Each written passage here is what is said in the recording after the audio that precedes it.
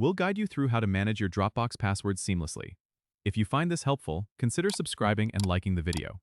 First, open your web browser and go to the Dropbox website. Then log into your account if you haven't already. Once you're logged in, look at the top right corner where you'll see your profile picture or initials. Click on it, and a drop-down menu will appear. From this menu, select Settings. In the Settings menu, you'll find several tabs like General, Security, and Connected Apps.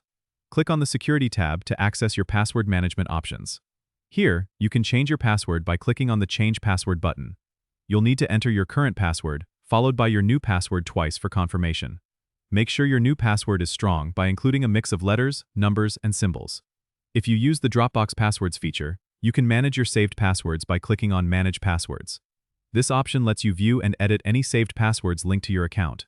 You can also enable two-factor authentication for an extra layer of security by following the prompts under two-step verification. This requires a mobile device for code authentication, adding more protection to your account. Remember to save your changes before exiting. By following these steps, you can ensure that your Dropbox account remains secure and that your passwords are easily manageable. Don't forget to subscribe and comment if this helped you out.